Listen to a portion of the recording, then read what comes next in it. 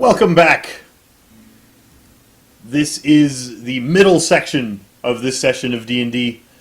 During the first section, the first hour of this game, the party has been preparing to leave Veer for Port Maverick. We've been stocking up on supplies, we've been trying to tie up some loose ends, and just kind of take care of everything that needs to be taken care of in Veer before we leave to follow the only clue we have to continue the quest.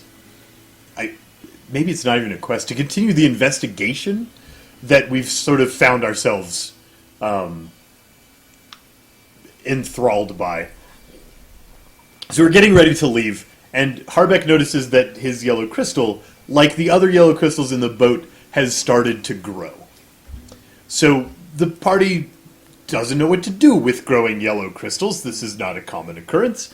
I don't know how to get in contact with the people I need to give it to, so we walk it down to the beach to see the best place we can think of to stash it while we go and continue on our adventure is in a sea cave that we know the location of from the very first session. So we go down to see if saltwater is going to react with it poorly, and to see if we can get some dispel magic or something to make the thing safe. And a rather rambunctious argument breaks out on the beach about whether or not we should go loudly look for the people who want the thing, and that noise attracts the people I was supposed to give the thing to, I hope. So a man in a hood, so we can't see his face, walks up and says, "Hey, don't be so loud. Give me that." Tabern tries to get in the way, gets brushed aside with some sort of compulsive effect. And the man takes the crystal and wanders off. Harbeck gets super mad at him. He's like, "Hey, you people invited me to come, see what you do, and you haven't shown me anything. I'm getting sick of it." He tosses Harbeck a puzzle. It's a glass sphere full of liquid. And so Harbeck's back at the inn trying to solve his puzzle. Brieg, being the most responsible in the party, terrifyingly, goes and books us passage on a boat so we can actually do the thing we mean to do today. And Din's been entertaining people in town with a flute, and Tabern wandered off to do secret Tabern things like he does, and Rogar has just been very silent. So we're preparing to leave Veer. Harbeck has a puzzle to occupy him while he's on the boat, and that's about where we stand. Yeah, that pretty much covers everything at this stage. The little weird crystal sphere thing, Tabern's missing. Din is confused by people watching her play the flute. Brieg is frustrated with all of the party being complete psychopaths and weirdos. Brieg is frustrated by what psychopaths and weirdos we are.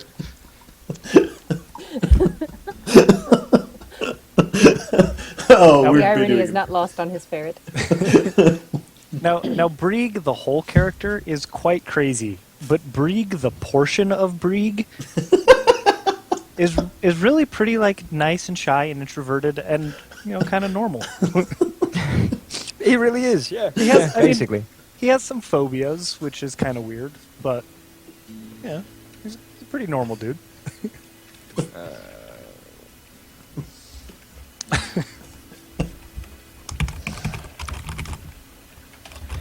Okay, so the next day, you still haven't seen Tabern. You rise up for breakfast. What is everybody doing with their second day? You've got, like I said, 3 days until the boat arrives. So the second day, what is everybody doing? Tabern, I know what you're doing. You're off doing secret Tabern things, and the party hasn't seen you. Should Harbeck roll any rolls for looking at Glass Orb? Because he's not going to stop looking at Glass Orb until someone's life is in danger. Or he realizes he hasn't eaten. So you said... What were you doing? You were trying to manually map the surfaces of a sphere. Yeah, so I've got it secured in my left hand, and I find a place that it spins, and I note, like, it spins on an equator. Okay, great. And then if there's another spin parallel to that, I'll note the distance, and then I'll rotate it by a set number of degrees and find another spin, and, like, I'm just trying to get a diagram of where the seams are, because they're invisible and smooth, and you can't know where they are. Okay. You spent several hours working on that to the point of exhaustion, apparently. So you got no rest and have one level of exhaustion. Have fun with that. Mm-hmm. But after several hours of this manual mapping, which is tedious, arduous work, you have managed to map about 1/10 of the surface area of the sphere from the top down. Gross. And there are around about 170 panels.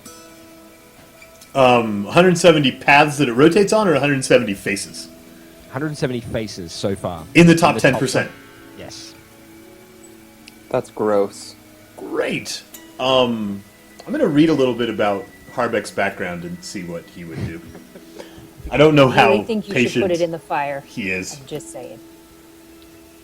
You can extrapolate, knowing that the surface area of the sphere gets bigger as you travel towards the equator. Sure. And know that there's going to be a lot of potential possible combination. Like, if you treated this as a combination lock, there's no way you can brute force it.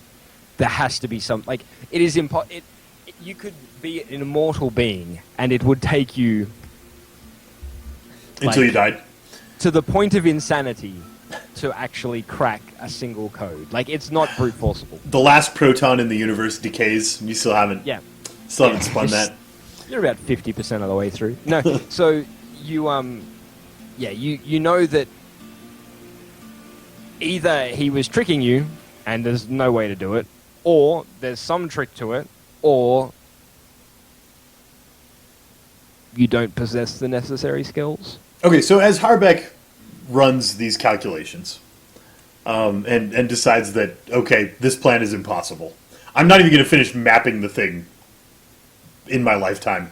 So, alone... No, you could map it. You could map it in your lifetime. Like, actually mapping the surface of the sphere would only take you, like a couple of days right? of dedicated work, yeah.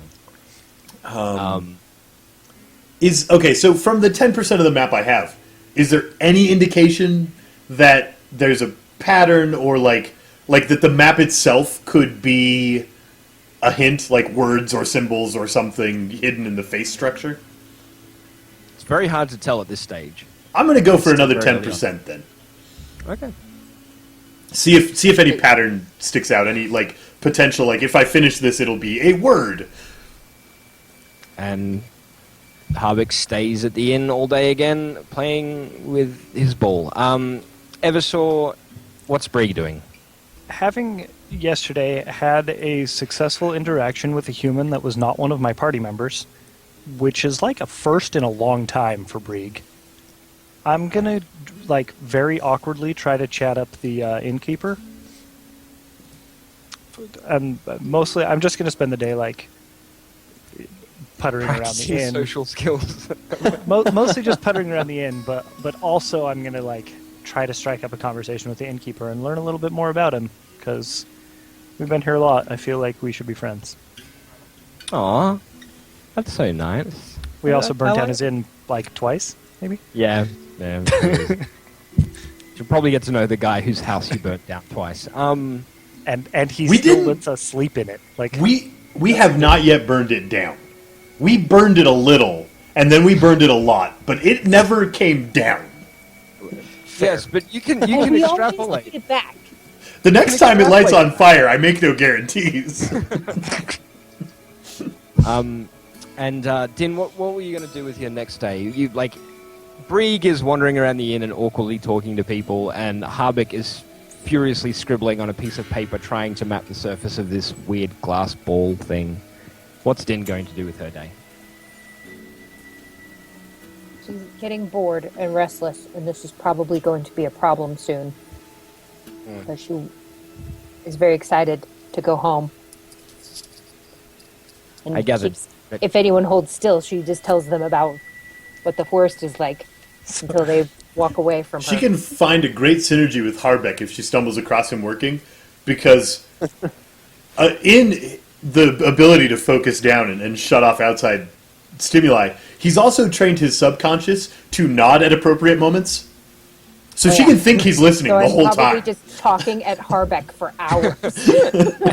I imagine that at some point during Brieg's awkward attempts at conversation with the innkeeper, he has to fend off Din from chattering Probably. incessantly and interrupting his Because at some attempted point I'll probably ask conversation. Harbeck a question and he won't respond, and then I'll just get confused. As long as they're yes or no questions, you can just flip a coin, because he will make a noise. Yes, no, maybe, I don't know. Okay, so the rest of that day then will pass basically without incident. Probably Rick, near you- the end of that day, Yep.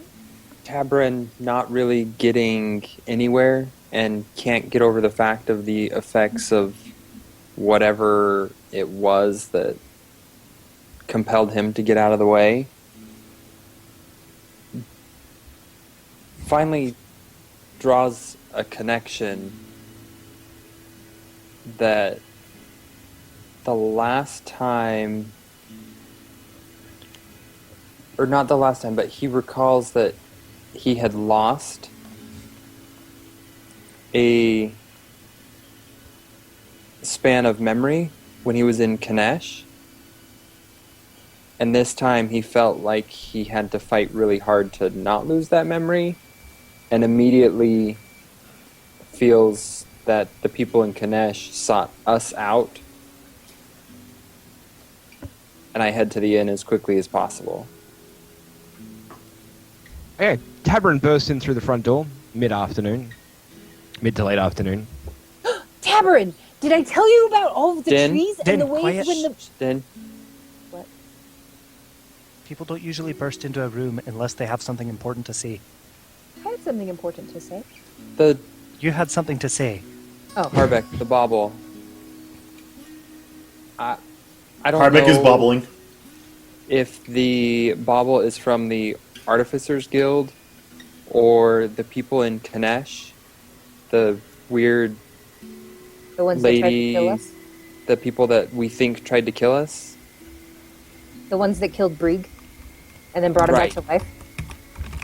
I think that person is in connection with them. I can't prove it, but there's definitely a connection with me losing my memory in Kanesh and what almost happened on the beach a day and a half ago. So unless the people in Kanesh are connected with the Artificers Guild as well,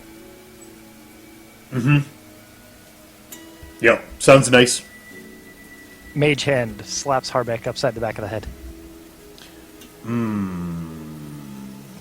I suspect Harbeck might not even feel that. It can exert 10 pounds of force. 10 pounds of force is a reasonable amount of force. You actually, you would definitely notice 10 pounds of force slapping the back of your head. Harbeck notices when his forehead impacts the ball and he loses his position.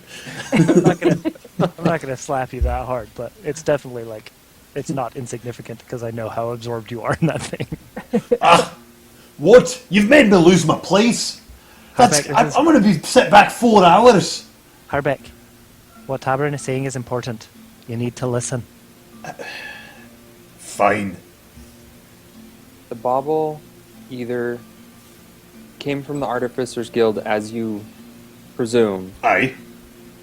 or it came from the people that we think tried to kill us in Kanesh. We didn't bring them what they wanted, and I think that they sought us out to get what they wanted, because we weren't going to bring it. What's your evidence? It seems much more likely that the Artificers came to get the thing that they wanted from us. Wouldn't they have come sooner, rather than waiting around days on end, knowing that you were here? They didn't didn't? even That would have make more a sense. secret handshake That's right, or they something didn't, to so know why if it would was they after them. days? Why would the people from Kanesh? Like, I don't... Because we didn't show up. They knew we should have had it by then. We Didn't didn't they- show up, so they came after us. Didn't they want the box, though? Not the crystal? Who knows? Who knows what they wanted? Well, why would they give me this? How would they even make this? This has got to be the Artificers. Look at it. It's got... Maybe those people are part of the Artificers Guild too, then, which is even worse. The brewmaster up there was the one that gave you the darts, right? That's artificery. Okay. The things could be related. The- And also related to the magic purple snake people. That tried to kill us when we tried to open the Rogar knows box, so much which about. means they're connected to Serath. All the bad things are all one thing. Potentially. Maybe. Fine. Harbeck gives in to his exhaustion, gives in to the side of him that is impatient, and finds a stein big enough to set the glass ball inside the stein. And says, let's take this outside, where we won't light the inn on fire if it blows up. And let's have Brieg mage hand a stone in there. See if you can shatter that ball. Well,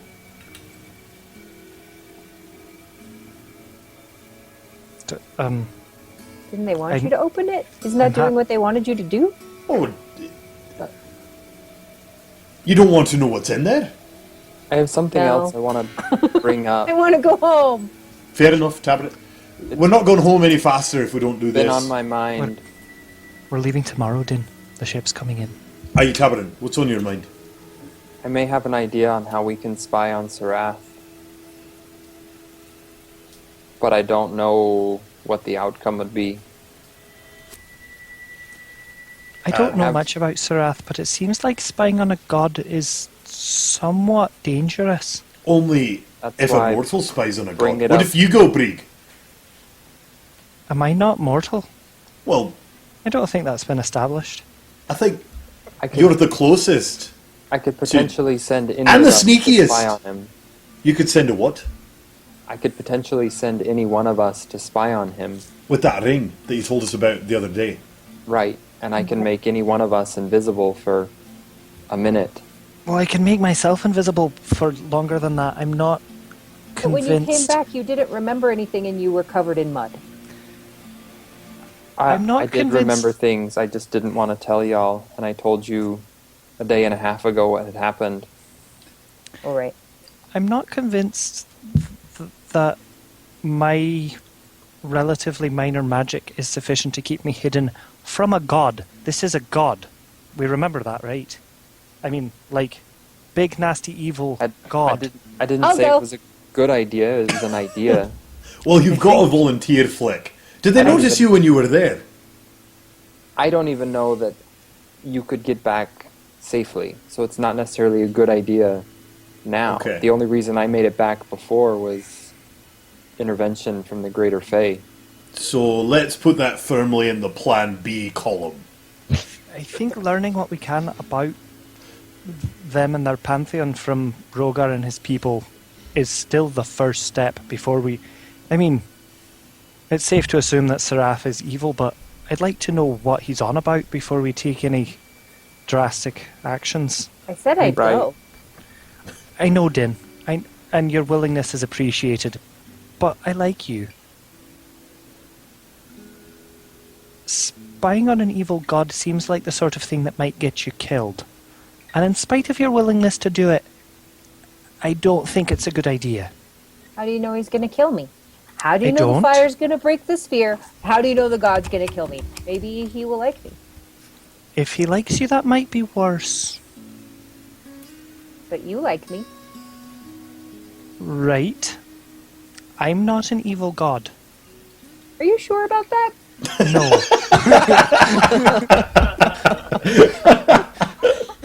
Right, so much less dangerous will be breaking this glass sphere open. But what does that do for us? It lets me see how they put it together. Or probably not. I mean, it will just be broken, but you'll know what's inside it, maybe. Aye, that. So, Brieg, outside? Accomplish nothing. Sure, I'm happy to help you sate your curiosity. Hey, yeah, all right. Great, so hit that with your magic rock. You have a magic rock? Come watch, Din. It's Okay. bound to be delightful. So at the maximum range of my mage hand, which I think is 30 feet, I carefully smash something down on the presumably glass sphere in the stein or bowl or whatever we found that was big enough to hold its contents, and hope it breaks. Or really Hope it probably doesn't. hope it doesn't break. But, Okay, so you drop a rock into the top of Pulling the out to put stein, it in the fire. yeah. and you hear a tink as you all sort of cower. Drop it from higher.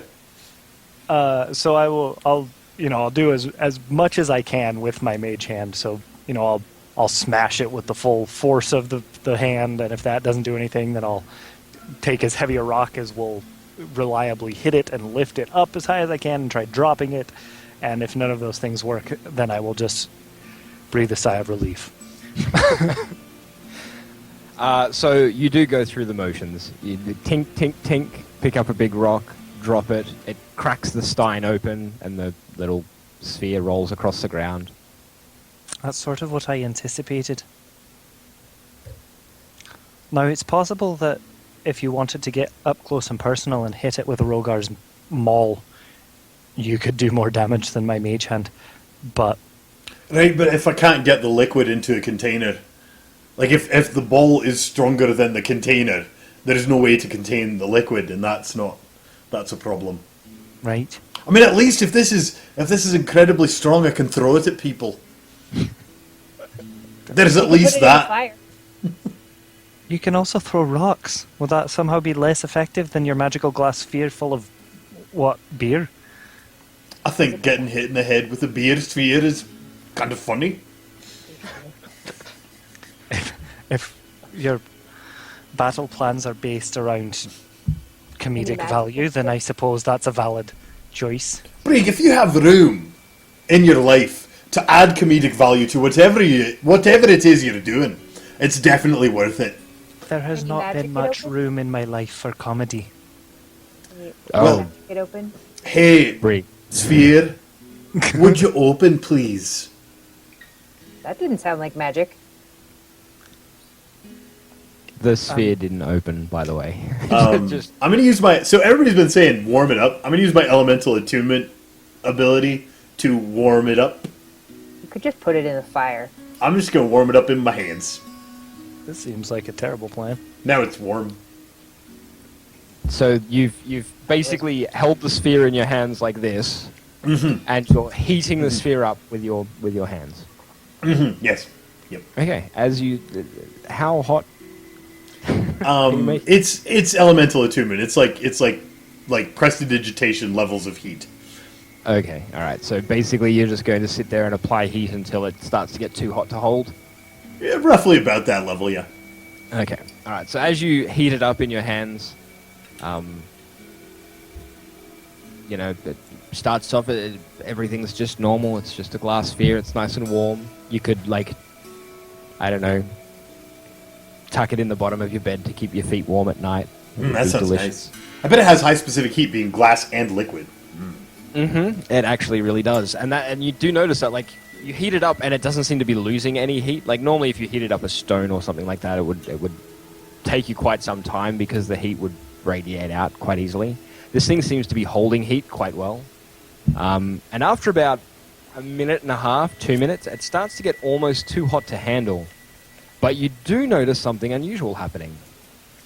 Specifically on every single panel that you had marked, because you're looking down at the top of the sphere as you knew it, you start to see teeny, tiny silver markings. Oh, I told you to put it in the fire. you were right! That are, Din! that are almost like glowing silver. They look almost like molten silver. Like it's almost like a liquid on the surface of the sphere, but there's tiny little markings and very hard to read with the naked eye, but you squint and glare and look at it, and The markings, they seem a little familiar. Familiar like my bracelet? No, actually not. Oh. Familiar like the really weird language that none of you had The- ever seen with the weird scratch markings that the purple lizard thing had. Oh. That's a problem. Tabarin! Could have found this out a day ago if you just put it in the fire. Tabarin! Bring me a hot pad. I need like Put it on the floor. like a towel. How about a ground? The mage hand comes and picks the globe up out of your hand and just floats it in front of you. I don't know what range I can keep heating it with elemental attunement, but I'm going to keep it warm. Tabarin, come look! I think you were right. Do you recognize that? Tabarin was right, and Din is crazy. No, Din, you were right too, and you're the reason I know Tabarin was right. You were vital to this. I'm gonna go play my flute. Tin goes and huffs under a tree. Pulls out a flute. Brig turns and follows Din, and the ball like floats along with him for a second. Then he looks back and realizes that he's going to be out of range and walks back and is sad that he can't go and listen to Din play the flute. Aww. She's really good. I will allow you to keep heating it up as long as you keep your hands really close to. Okay, so we'll keep channeling, but not touching because it might burn me. Yeah, and Look. as you continue to hold your hands close and continue to warm it up, you see the entire sphere start to be covered in these tiny silver etchings. Do you recognize that? Tabarin is muted. Oh. Are they similar to the etching? What are they similar to that we've seen? The writings in the books, the papers, The pillars in ring- the first dungeon? So All that you stuff, remember? right? It's The- not the not draconic, right? No, it's not the not draconic. It's a script that you've seen once before. Rogar explained it to you. Remember, he was telling you about. You found that script, the markings, the writings, and Is that the stuff that I etched from the underneath the town hall in Kanesh, like the No. on the wall? No, this was the purple crystal shooty lizard thing. Oh, okay. Where did Remember, we see that he- writing? What was it? Something last session, I can't remember now. Was it on You the definitely box? saw the writing because Rogar explained to you that he'd seen the writing before, and that's how he drew the connection with So- the crystal slingy people. So it was either on loot from combat or it was on the box, because those were really the only two. Yeah, I think. I think it was loot from. I don't think it was on the box. I'm pretty sure it was after our fight with the purple thing that Rogar Yeah. told us what they were. So it must have been something that the creature had with him. Yeah, it might have even been tattoos. Because he wasn't wearing any clothes, he didn't have any pockets or anything. I think it was tattoos. Yeah, that's what it was. On the back of his head or neck. On the back of his head. Yeah. We need to just continue with our plan to the Freelands. This is connected to the mysterious magic in the Valley of Mists, which I found nothing of in the last few days on either subject. So it seems to me that we're right not to trust the people in Kanesh. Which is really disappointing because didn't the innkeeper make some reverential noises? Makes me think that maybe I am a resurrected evil god. I was hoping that I was a good one. I don't No, know if the a Kanesh good god. connection... maybe. But I'm pretty sure of the connection between Serath and the Artificers. And Vir.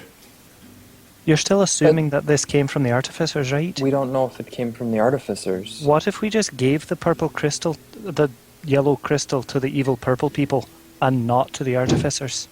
Well, the that ones would that be... we fought to get it in the first place. Right. Right. We just handed You're it back so to them. smart.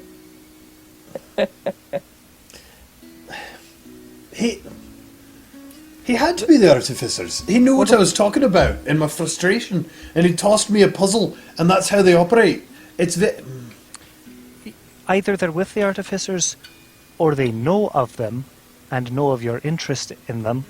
And are good at what they do, which is possibly maybe terrifying. Maybe the bauble isn't artificery, it's whatever weird magic the lizards do. I mean, it's made to mimic something that you'd be interested. Perhaps they've done something to the artificers and that's why they haven't found you. But it's different markings on the sphere than are on your bracelet, right? There's no markings on the bracelet. It's Oh. perfectly smooth. Maybe you should put your bracelet in the fire. I mean, you're pretty certain that I was stopped given to warming you up by the sphere and artificer, start right? warming up my bracelet. Din's been right before, right? Immediately this time. That's a great idea, Din. Warm it up. So the bracelet gets warm, it gets hot to the touch, it starts to feel like it's going to burn your skin, and there's no change to the bracelet. Didn't work, but it was a good idea. Do any of the evil purple people fly? Or eat people? People? Just saying. How many eyes and or horns did they have? It looked like two eyes, but one eye might have been a horn, and then we would be in business. Why did I make them purple again? Because you forgot who your players were. It's terrible. Okay, anything else we're doing this afternoon? I think Harbeck's sleeping. I think Yeah. we all need some rest from Harbeck's taking 2 long rests in a row. So Nine. is the boat's here tomorrow or day after tomorrow? tomorrow, Tomorrow. and then it leaves the day after. Yep. Okay. Yeah, I'm just gonna go back to bed and Rest and Then- relax before you get on the ship. yeah. Okay. Anybody else want to do anything in particular before you leave Via? Yes, Okay. the religious symbol that I got a rubbing off of from the staircase at the town hall in Kanesh. I want to Yes. research if I can figure out what religious symbol that is. So you're just going to sort of show it around town Invest- and... No, Investigate? no. Going to a library and searching for it rather than showing it around town. Okay. Roll an investigation check for me, please. Should really get trained in that. It's a very useful skill. 18, okay. You can find no reference to it in any modern religious texts. Okay, that's all. Okay. In that case...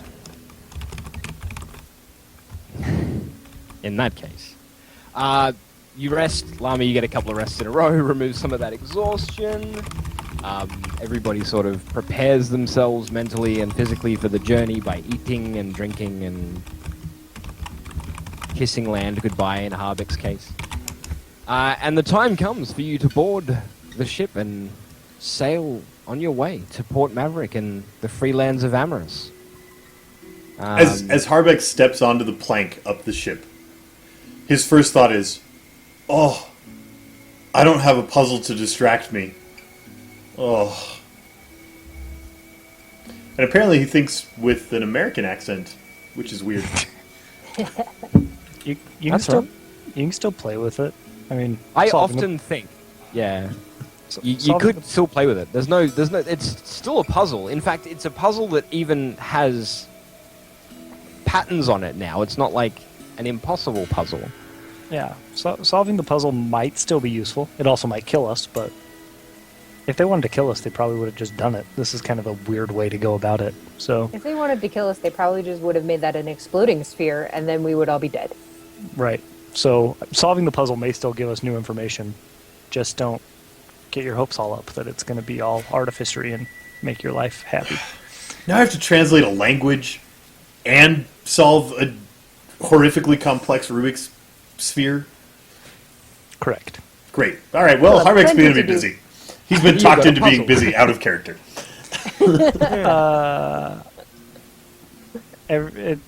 Passage costs 15 gold. Don't forget to take that out of your inventory. Yeah, go charge yourself 15 gold. He does try to get you for 20, but Brig says no, it's 15, and he doesn't 15 argue. each? Yeah, 15 each. When it's clearly stated that it's 15 gold apiece by anybody just once, he folds very easily under pressure. Charges you $15 for the passage. What else do we need to do? I'm just trying to think. No, I think that's pretty much it there. Okay, so you are on the boat. It's going to take you a day. The winds are fair. It's about a 60-mile journey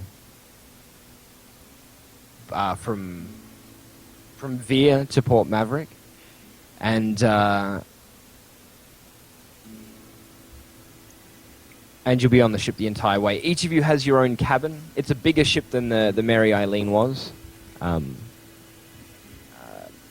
a lot of passengers, a lot of crew. They don't pay a lot of attention to you. They're used to people jumping on the ship and jumping off the ship, and they sort of all leave you very much alone. You've got a full day on the ship, though. Does anybody want to do anything in particular while on the ship? Is anyone trained in investigation? Unfortunately, no. No. If no one is, then I will not try to learn it from someone. Nope. Okay. All right. So you're on the boat, and you're traveling to Port Maverick. So let me provide a little bit of a monologue, if you will, for a few minutes here about Port Maverick and the free lands of Amorous, because you guys have been picking up snippets from Din over the course of the last 4 days as she jabbers wildly in your general direction. You're hearing bits and pieces from the sailors and picking up on remembering information that you've read in the past. So this is just campaign setting stuff. Basically, the Freelands of Amorous are a wild nation, okay? They don't have a governing body, hence the Freelands of Amorous. It's a collection of free folk, tribal peoples, nomadic peoples, and very few settlements, okay? It's a very wild and untamed place. There's a lot of wild races there. The dragonkin are highly represented. There's also various cat people, lizard people, races that you're unfamiliar with entirely. They mostly keep to themselves, okay? And the few major, static settlements are less like we own this land as this is a great place to meet and trade. More like just gathering points that have had structures built up around them for people to stay in when they get there. And Port Maverick is the only real what you would call town, I suppose. It's a seaside sort of port village. It's really well situated to receive larger ships, and it's like the hub for all trade coming into Amorous. Nothing comes by land because there's this massive mountain range that runs between the Freelands of Amorous and basically this no man's land that nobody really controls or is inhabited in, nobody knows very much about, which is up towards the Valley of Mist and the Terrathor Forest. And once you head east of there, you get into the realm of Thacon, which is where the elves are from. Okay? But basically, the Leranos Mountains, this huge, almost impassable mountain range, and Rogar's kin, they're a nomadic people. They continually move around, but they kind of act like a border security force at the Leranos Mountains, fighting off incursions from the wildlands to the north, and that's why they're such a warlike people. You have learned some other things. So, any grievances between tribes or between members of tribes, if they're not easily resolved, if it escalates to the point where, you know, war is coming, or, you know, there's going to be violence or bloodshed, typically the way those grievances are settled is the elders from each of the tribes that are involved and several neutral tribes will meet at a place called the Temple of Alisar, which is this monstrous, huge temple. Nobody knows where it originated. Nobody knows who the temple is to. It's just this massive open air, like, forum on like nestled in the Geron Hills above Lake Messiton, okay? And it's in the middle of the Freelands of Amaris. And what they'll do is they'll go up there and they'll meet, and all the elders will get together and they'll hear grievances, and decisions will be made. And that's sort of like their diplomatic process to keep the peace between the tribes. And for the most part, the Freelands of Amaris are a really... while they're a harsh land where everybody has to really work to survive, and, you know, they live off the land and nothing's given for free, it's also, like, relatively peaceful. There's not a lot of in-warring or in-fighting. There are grievances, but they're typically peacefully settled. And, yeah, basically, it's not a bad place. There are a lot of rumors of barbaric cultures and, oh, it's where all of the scum come from, but you've met Din, and she's lovely. Although she wasn't raised by one of the tribes, she was raised by wolves, so maybe the tribe's people are worse. I suppose only time will tell. But, you know, you've picked up a little bit about what's going on in Amaris. You know that up near Northall, which is basically an old sort of fort that nobody lives in, but it's basically the only passage through the Leranos Mountains without traveling through, like, this horrifically dense forest on the western coast. You know that Rogar's people roam the plains up around that area, and that's where they're originally from. Now, Din, because she's been waffling on constantly, the Regan Forest, which is the forest to the southwest of Alisar, sort of on the southern coast of Amaris, or the, I suppose, western coast of Amaris, I guess. That's where Din's from, and she's familiar with Alisar. That was her first real encounter with other, like, people that weren't four-legged. I mean, some of them were four-legged, but, like, actual people.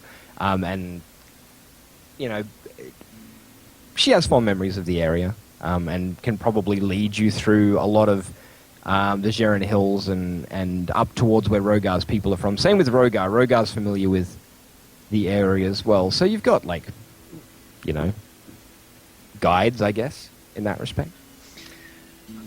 But yeah, that is basically the Freelands of Amaris, and that's where we're headed now on the campaign. You're headed from Via to Port Maverick on the ship to that location. Are we going to get to meet your family, Din? That's probably not a good idea. Why not? Um, If they're all as nice as your companion, it seems like it'd be nice to meet them. that's probably not a good idea. At least she's You're honest, pretty I guess. little. I'm not... Well, alright.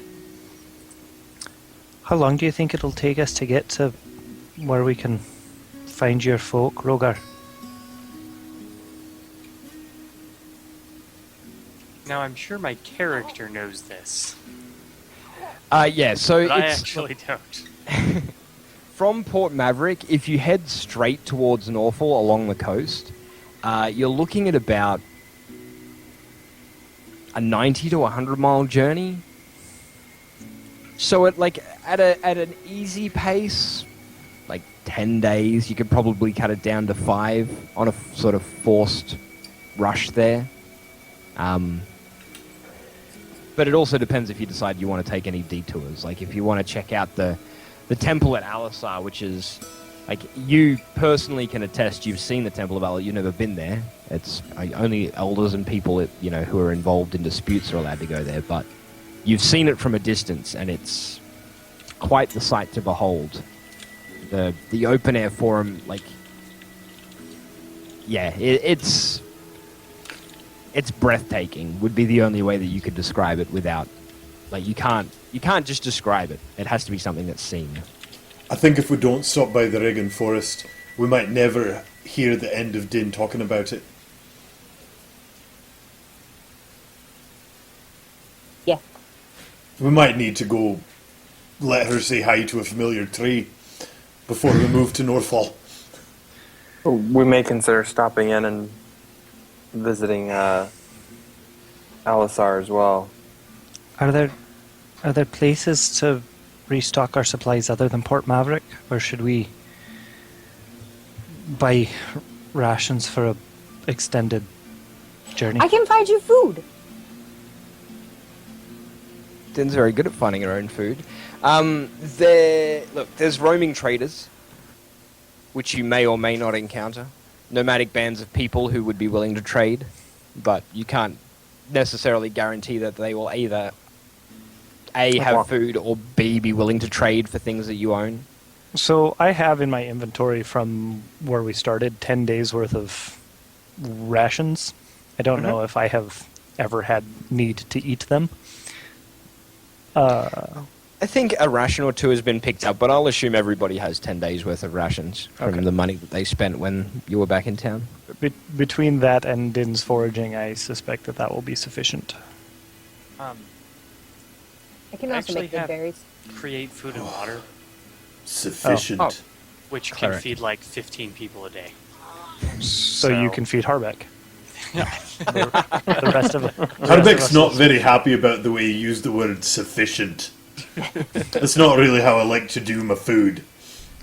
Well, this Did you food hear what is Rogar just said? sustaining, but not particularly tasty. It's magic food. But I can make good berries. Those are good berries. I'll have to pick up some spices in Port Maverick. Maybe I can make something out of Rogar's food. And we can fish. I bet you love fish, because you love water. I don't have to go in the water to get fish. No. Fish Fish are okay. You pull them out of water. Ron Swanson says that fish are basically a vegetable. They basically are. Okay, so after a day's worth of travel and wandering around on the ship, or in Harbeck's case, sitting in a room with no windows, playing with a glass ball. Having something to focus on so he forgets that his body is slowly rocking back and forth. Basically.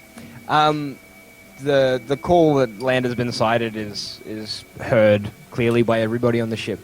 And anybody who wants to can head on outside and have a look and see that you're heading towards the peninsula, and in the distance you can actually make out Port Maverick. It's a ramshackle town. Fairly built up, definitely. It looks like it would probably house several hundred, if not more than 1,000 people. So quite a big place. And there's a very large sort of harboury area which has several ships of various sizes docked there. Is there anything in particular that anyone wants to know about Port Maverick as you approach it, or? I think it would be a good idea, and I'll mention to everyone that we keep an eye out for any elves of Thacon. As we know, they've been out and about. It would be smart for us to keep an eye out. How are the elves received by the people of the Freelands? Or amorous? much the same way everybody else receives the elves, delicately. Yeah, you just kind of pretend they're not there and hope they don't do anything bad. Sure, come in and yeah, do that thing that you want to do, and we won't get in your way. Just we're nice, we're peaceful. Just leave. Yeah, everything's fine. Someone Dang. explained elves in an interesting way to me once, how they give you a bonus to perception in older editions. It's because just their mere presence kind of puts you on edge. You have this like weird feeling around them that you just become more aware of your surroundings because of their presence. Something You're making me like that, at nervous, least. so I'm just extra alert. Yeah. Okay. It's funny that you should mention that, because as you're approaching the harbour area, you do notice the familiar and striking shape of a twin-hulled vessel with large orange sails. Everyone else can feel bad about that. Harbeck's still looking at a ball. I'm practically jumping off the boat. I'm so excited. I don't suppose you could be a halfling again. I retreat back down to my cabin, and when we make port, I will do so in disguise. Okay. I'll stop by at Harbeck's cabin and knock on the door and say, "We're almost there." Almost like my knees would get wet. Almost like in a few minutes you'll be able to walk straight from the ship onto a dock without having any water involved. Great, come back in a few minutes. Alright, so about 20 minutes later, the boat pulls up and is anchored in the port. The gangplank is lowered. And even Harbeck notices that the rocking motion has stopped, and there's a lot of activity happening around the ship. Clearly, port has been made. Either that or you're under attack by pirates. One of those two things has happened. Hey, both of those things are a good reason to stop playing with this ball. And we're a touch early, like 3 minutes early, but I think now is probably a good time for a YouTube cut. Sure.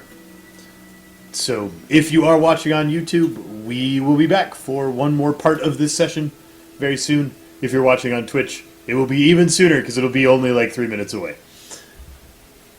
About that.